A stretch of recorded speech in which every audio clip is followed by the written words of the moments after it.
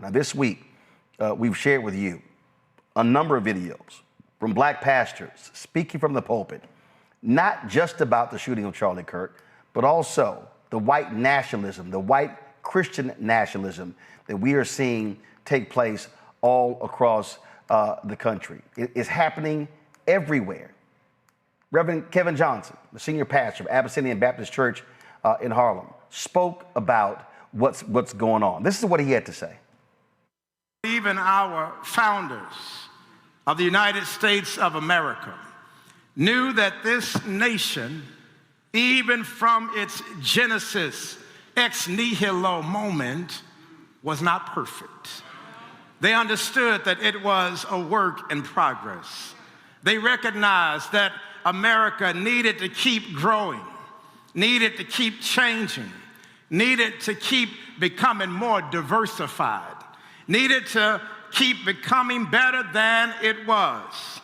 But this week, beloved, we all have to ask the question, are we becoming more perfect or are we becoming more divided? This past Wednesday, September 10th, the day before 9/11, our nation witnessed something that should have brought us together. Tragically, a 31-year-old ultra-conservative MAGA leader was murdered in broad daylight. And on the same day, even though it didn't get as much attention, there was a mass shooting that took place in a school in Colorado. Lives were lost, families were broken, and a nation had been further shattered. And what disturbed me more than anything was that instead of our political leaders mourning together, serving, if you will, as the pastor-in-chief of the nation, seeking unity in our shared humanity, what did we see? We saw a president who decided to blame versus heal.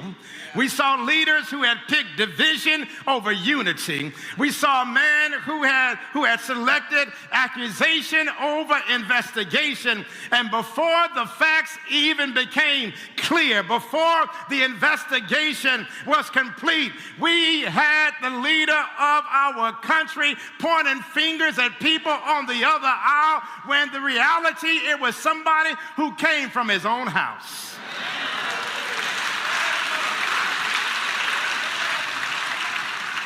And I don't know about you, but this past week I was praying and hoping that in this moment that we would have some grown-ups in the room. We needed to bring America together, and that's the reason why we posted that video of Pastor Butts on 9/11, is because it's at moments like that that we need leaders to bring our country together. Yes, beloved, when I think about the great leaders of this country, they did not seek to divide us. They don't seek to blame. They don't seek to accuse. They don't seek to divide. No, they seek to bring us all together. And beloved, that's why I'm raising the question this morning, where is our nation headed when the leader says he could care less? Where is our nation headed when people care more about political points than they do about human pain? Where is our nation headed when they focus more on tearing down than building up? Where is our nation headed when there is more focus on them versus us collectively? And as much as I've been wrestling with these questions this past week, I came by to let you know this morning that there's still some good news. Because God has not given up on America. Because God has not given up on us. And beloved, that's why we've got to understand that yes, we may be divided. Yes, we may be hurting. Yes, we may be broken. Yes, we may be going through some situations. But I want to remind us today that our God is not done with our nation. Reverend Johnson joins us right now. Glad to have you here on Roland Martin Unfiltered. I understand the sentiment that you laid out there, but let's be clear. Everything that we are seeing, everything that you preach about is laid out in Project 2025.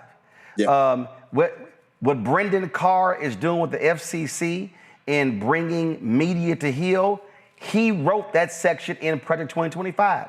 We know Donald Trump ain't no Christian. We know he don't love Jesus. Right. We know he's a fraud.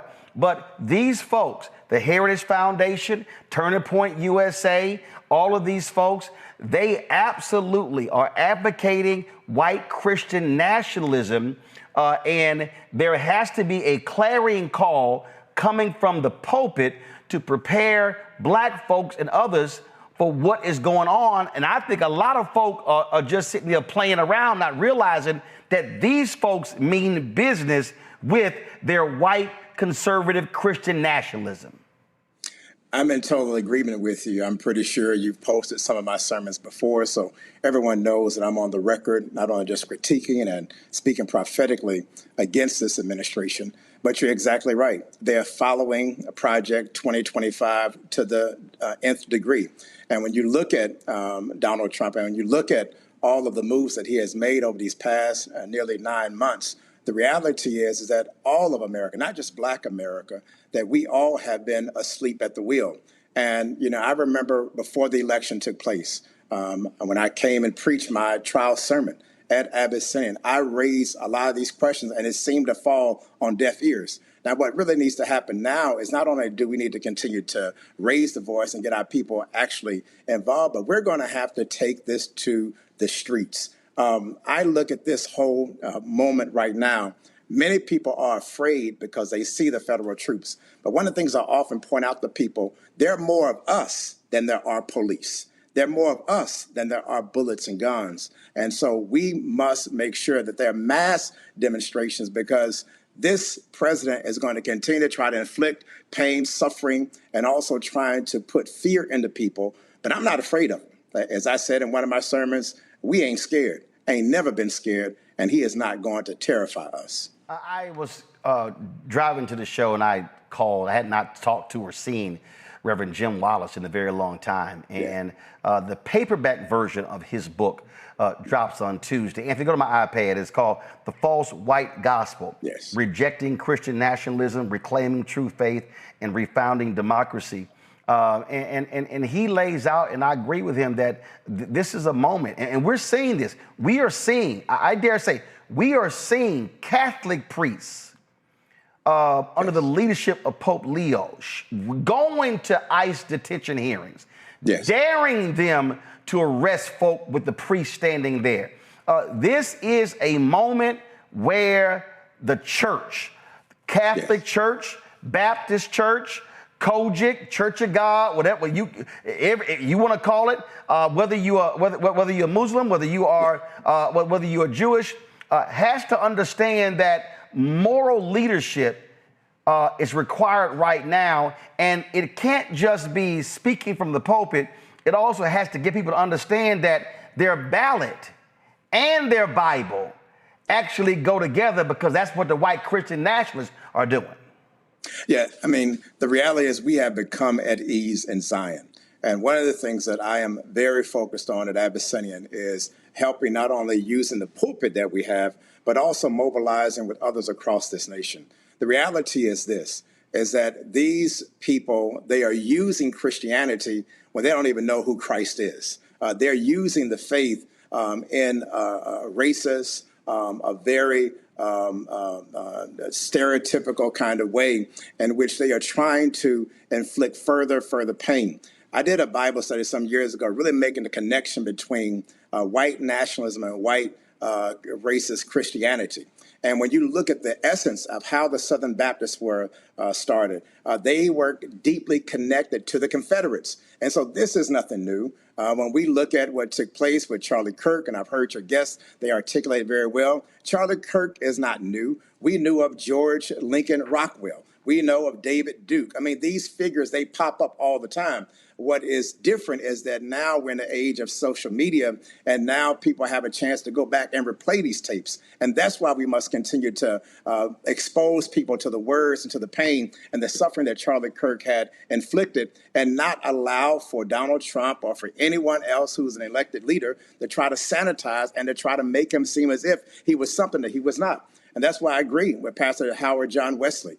He said what needed to be said. And we all must continue to advocate for our people and to continue to protest. And I agree with you. We need to have not just, if they're going to arrest, let's go ahead and do it in mass, because trust me, there are not enough police officers to arrest all the American citizens. In that conversation I had with Pastor Wallace, he told me about a book that I wasn't aware of, but I'm like, yo, we got to order it. Bonhoeffer's Black Jesus, Harlem Renaissance Theology, and an Ethic of Resistance. I'm quite sure Greg Carr has it somewhere behind him. And I know he does. I know he does. Now, but the reason this is important here is because Bonhoeffer studied at Abyssinian. Yes, sir. And took Black liberation theology back to Germany. Yep. And when he made the choice to be one of the folks who made the most difficult moral decision to kill Hitler, and he took that back, and because he understood the evil of Hitler. And I have to remind folk that while Bonhoeffer came here to the United States, Harlem Abyssinian, to learn Black liberation theology, Hitler sent his goons to the United States to study Jim Crow, and they brought back the best practices of Jim Crow to Germany. Yeah. And so what Wallace was saying in our conversation, and what this book here, as we just talked about, lays out, is that it is the Black church, not white Christians, right, save for John Brown and a few others, but it has been the Black church that has led the resistance to this country from day one. And then this is a moment where today's preachers are going to have to find the intestinal fortitude of the previous preachers to lead folk through this abyss. I agree. I mean, Bonhoeffer, he was there at Abyssinian Baptist Church as he was a professor and learning at Union Theological Seminary, and he learned from Dr. Adam Clayton Powell, Jr. And Abyssinia has always been a cradle for giving birth to civil rights movements. And that's why this is such a critical moment. I agree with you that the Black church has always been the moral conscience of this nation. Slavery in this country, many people are trying to whitewash it. They're trying to take down pictures and scenes from the Smithsonian. But the reality is this: you cannot wash away our history. You cannot wash away our pain. And that's why I am saying I want to make this appeal to any Black preachers or any people who go to church, period. Tell your pastor, I don't want to hear about prosperity gospel. I want to hear about how are we going to fight this regime, and how are we going to bring about change in this country? Because if the Black church does not do it, trust me, the soul of America is already on the brink, but the soul of America be totally washed away, because we are the ones who have always stood at the forefront to make sure that we speak truth to power, and that we hold this country accountable to bring about the changes that are needed to make sure that we are continuing to hold up what I said on Sunday, this more perfect union, because America is beyond flawed. But I firmly believe that the Black church and Black leaders, women and men, if we come together, that we can change the course of the direction that this country is headed on right now. Before I go to my panel with your questions, I talk about this all the time. Where do we go from here? Chaos or Community, Dr. King's book. And I always quote this, where he said there are already structured forces in the Negro community that can serve as the basis for building a powerful united front. The Negro Church, the Negro Press, the Negro fraternities and sororities, and Negro professional associations. We must admit that these forces have never given their full resources to the cause of Negro liberation, there are still too many Negro churches that are so absorbed in a future good over yonder that they condition their members to adjust to the present evils over here.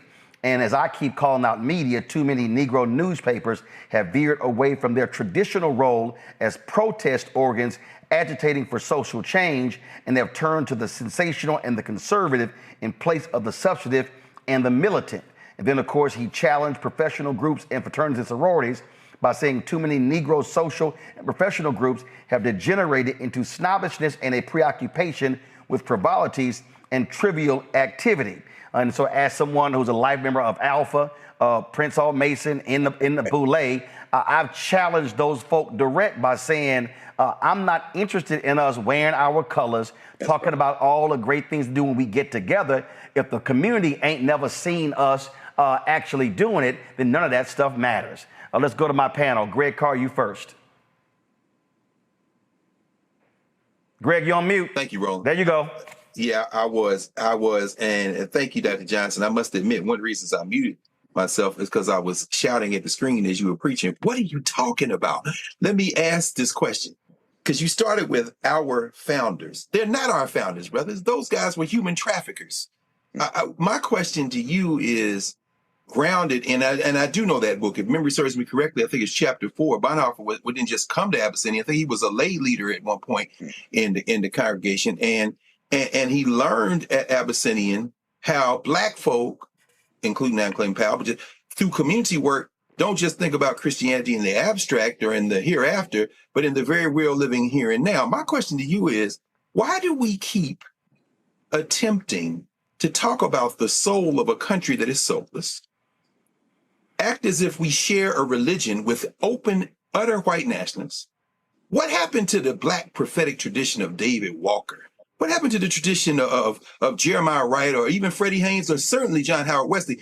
How can you keep talking about this thing as if there is some common moral point of departure that we have that will ultimately end in some saving or redeeming the soul of a country, when these people are engaged in a crusade against you and me, a crusade against the Muslims? Charlie Kirk called the soon-to-be mayor of your city a Mohammedan.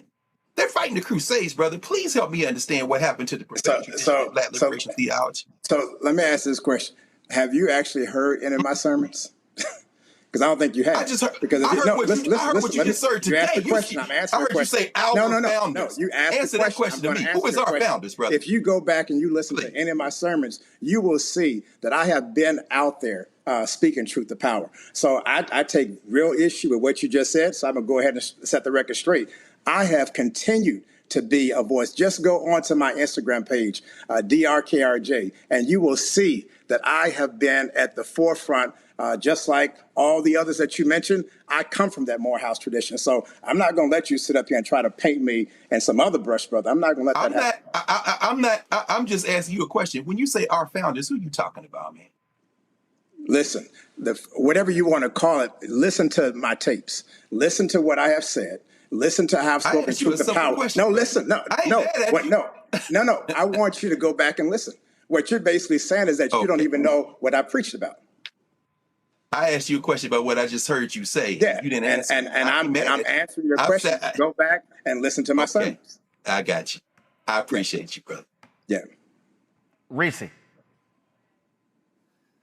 Thank you, Reverend Dr. Johnson, for being here. My question is, a lot of what I've been hearing is people trying to use religion to kind of sanitize what Charlie Kirk did. And I think that what we've seen is this homophobia and transphobia really kind of making a dent under the pretext of, religious beliefs in empowering these white nationalists and this white Christo nationalist movement. What is your take on people kind of trying to sane wash what Charlie Kirk was saying because of his supposed religious beliefs that they identified with? You can't sane wash evil. You can't sane wash racism. You can't sane wash anything that is denying somebody's agency and their humanity. And that's why I have continued, and I continue to do even right now, as I continue to preach and teach and let our community knows that we're under attack. We are under assault. This is beyond a deliberate attempt to erase us as a people. Earlier this year, I came out beyond forcefully. I preached a sermon called "We Ain't Scared." And I said, are we mad? Are we angry? Are we frustrated? Yes. I said, are we scared? I said, hell no. And it was at that moment, because I was the first preacher this year who actually started to take on the Trump administration the way that you're now starting to see other preachers. And I think we need more voices, not just my voice, not just Otis Moss's voice, not just Howard John Wesley's voice, not just Jamal Bryant's voice, but we need a plethora of voices, and not just a voice, but we need action on the street in order to speak truth to power. Joy. I love this conversation. What are you hearing from your fellow leaders? You don't have to give names, but are they responding to your call that they join you and Patrick Wesley in speaking out, but also not just pastors, the leaders of some of our social organizations? I'm in many of them too. And I am profoundly disappointed. And the Democratic Party. What are you hearing from them? What are you saying to them? Yeah. Unfortunately, like Roland mentioned, I'm an Omega. I'm a part of the Boule. Many Black people and many professional people, they're just pretty much at ease in Zion. They're not viewing this as it's impacting them. And the place that is speaking most about this are really about 5 Black churches: Abyssinian, Trinity, New Birth, Alfred Street. There are not too many churches that are really speaking truth to power. And unfortunately, we are in a place right now that our fraternities and sorority organizations are not doing enough. And I think some of this also has to do with the recent election. I've heard a lot of people say that this is not my fight, that this is white on white crime. When you hear people on the streets, and I hear that comment, but the reality is that we are the ones who are being targeted. 400,000 Black women have lost jobs. My wife is one of them. She was a diversity, equity, and inclusion officer at her law firm, and now that's been since April. She still hasn't found a job. And so I know this personally, that this is impacting our families. I have 2 daughters who are at Spelman College, and they are being impacted. Our daughter last week, right after Charlie Kirk got murdered, the next day, my daughter at Spelman was on lockdown. And so this is impacting all of us. And I just wish that we had more conscious Black people who really understand that this is an assault on us, and it is an attempt to try to erase us completely from the map, and at minimally to make us servants to them again. Pastor, I also think there's something we do, and I just got to go ahead and say this because it drives me crazy. I was having a conversation last night, and yet last night's show, I blasted Vibe magazine for this awful reporting dealing with Dame Dash and Revolt. And some folks were like, well, some people others say, well, I don't really want to say nothing because I don't want to bring somebody Black down. And I said, first of all, that ain't bringing somebody Black down. I said, that's called accountability. Yeah. And I also think too often what happens is we also shy away from rigorous debate. The exchange you and Greg just had there. My whole deal is, guess what? It was great. I'm fine. But here's my whole deal with it. That's nothing compared to the conversations I saw at my grandparents' house when my aunts and uncles and my grandfather used to go at it, and they would they would tell a kid, you can jump in this, but we ain't gonna treat you like a kid. Right. And so that's why I learned my debating skills. And I think what also has to happen is, I think Black folks, we've also got to push one another, challenge one another to be able to get at where we're trying to go, and we can't be afraid to do that. And I've been in so many meetings and groups and folks sitting there, respectfully and this, that, and the other, and I'm like sitting like, man, can you just say what you want to say? Yeah. We need to have that back and forth, and some folks say, well, don't do it on the air, do it privately, but it's still needed in order for us to get where we're trying to go. I wholeheartedly agree with you. I received 2 phone calls after I preached a sermon 2 weeks ago at Abyssinian. And this was the week before Charlie Kirk was murdered. And the title of the message was God's Not Done, because I'm preaching this series at Abyssinian. And I received 2 calls. I'm not going to name their names because you would know who they are. But they are well-known people who called me and said, Kevin, one of them said, we're dealing with mad dogs. He's a mad dog. And what the person was trying to say is that, be careful. Another person came to me and said, do not let Donald Trump come out of your mouth. And again, I'm saying to myself, they're older persons, but they come from a generation where you kind of get in line. I'm not from that generation. I'm going to speak my mind. I am not afraid. And as I said to Dr. J. Wendell Mapson on his podcast a few weeks ago, many young preachers are afraid of standing alone. I don't mind standing alone. I don't mind speaking truth to power by myself.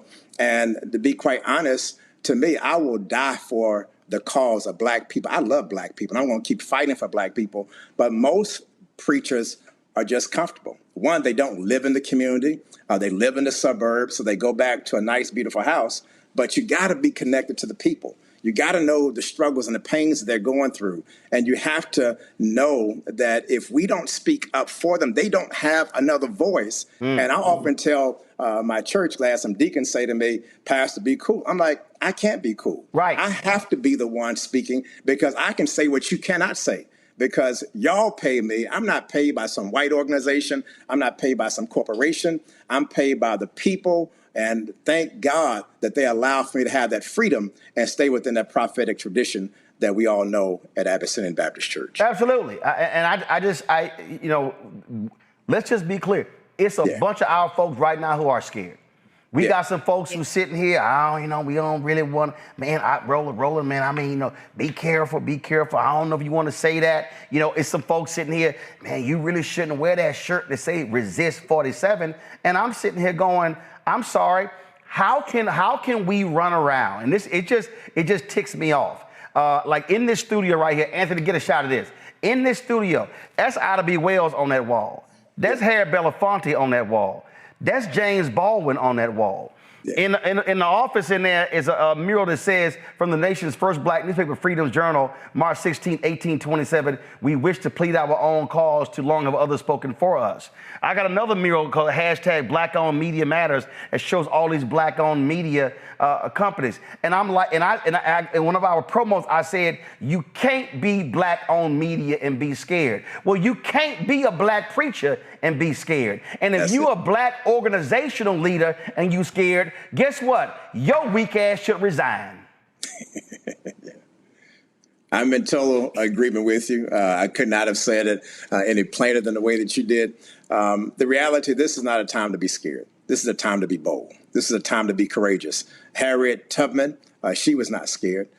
Frederick Douglass, he was not scared. Rosa Parks, she was not scared. All of our great leaders, they understood that leadership sometimes comes with a cost.